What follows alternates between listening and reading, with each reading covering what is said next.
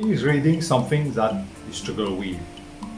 Is reading something that you hate?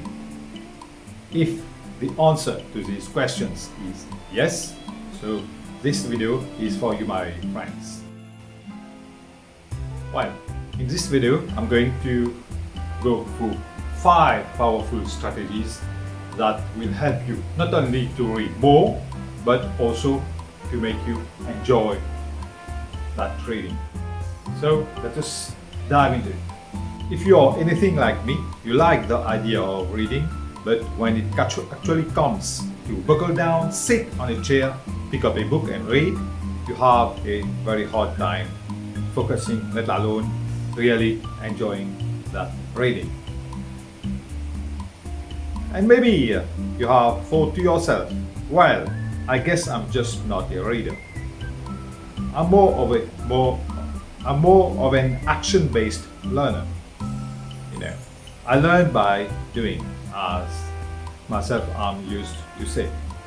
But deep down, you know that by not reading books, you are missing out on some of the important, in-depth, and profound insights ever recorded. So how can people like us, people who aren't naturally bookworms, actually read books, retain their information, and actually learn to enjoy it? Tip number 1. If you want to start reading, don't overachieve. It's very easy to say, yeah, I'm going to read a book a week from now on. But your past is telling you are not going to do it. So in order to break into the habit of reading, you need to set your standards almost comically low. I'm talking 1 page a day. Reading 1 page only takes about 60 seconds if you're an average speed reader. And well, it's an extremely easy task. But remember, it's just as easy not to do, so make sure you do it. Don't make not doing it an option. And if you want to keep reading after you have read your daily page, go for it. But the important thing is to get that 1 page done. Tip number 2. Read before going on the internet. I won't stop saying that. Read before going on the internet. You don't need me to tell you that the internet is an ADHD inducing place full of cheap dopamine highs and shallow thinking. You all know about that. Checking your Facebook, Instagram, Pinterest and Reddit before reading a book is like binge eating Skittles before tasting a fine wine. The wine will taste way worse and you will feel too sick to drink it anyways.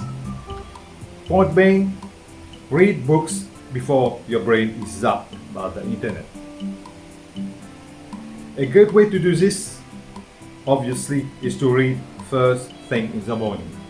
So, read the first thing that you are going to do in the morning, read a book. Which brings me right to my next tip. Tip number 3.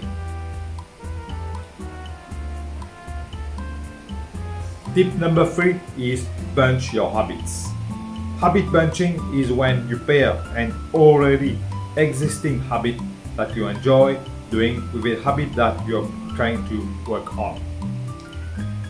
If it's a habit for you to drink a nice hot cup of coffee in the morning, then pair that habit with reading. An easy way to do this is to put the book you want to read next to your coffee maker in the morning.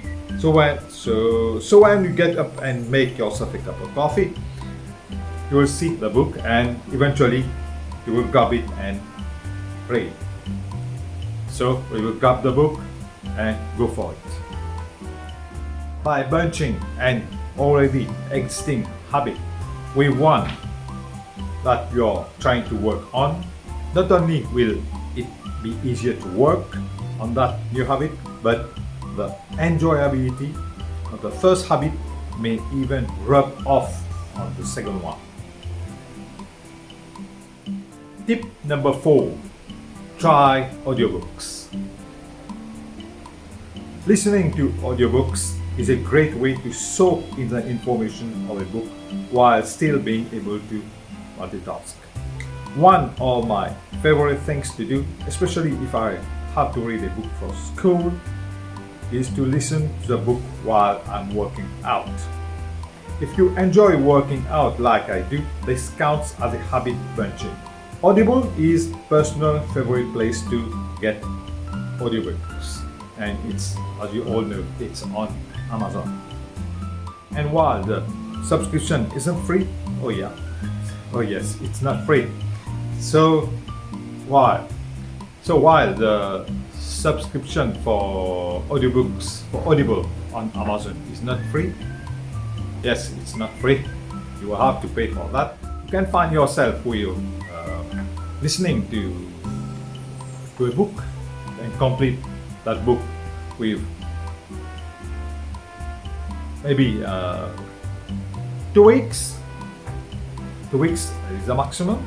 2 weeks, and you can end up with listening at least 2 books in 1 month. My fifth and final tip for you is change your attitude, my friends. While it may seem not very practical or hands-on, it's probably the most important one that I'm going to give you. Because of your self-identity as someone who hates reading, you are building up unnecessary mental resistance towards something you are trying to do more of. That's dumb. I know it's dumb. So if you start identifying as someone who enjoys reading, you will break down mental barriers and find the previous 4 tips a lot easier to do. So my friends, there you go. I've given you 5 tips, so put them into practice. I used to be someone who didn't like reading. Reading is not only a hard activity, I know, in and of itself, because you're just kind of looking and understanding paper.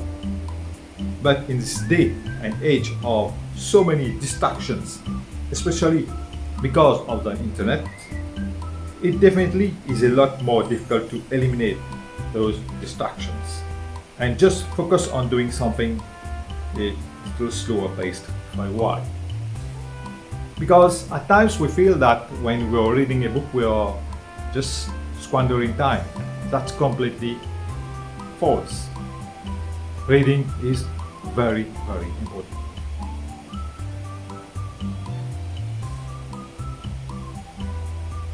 While definitely I'm not a bookworm, but I'm making my best to read good books and making myself smarter, and I feel a lot better because of reading those books. So my friends, if you like this video, don't forget to press the like button and subscribe.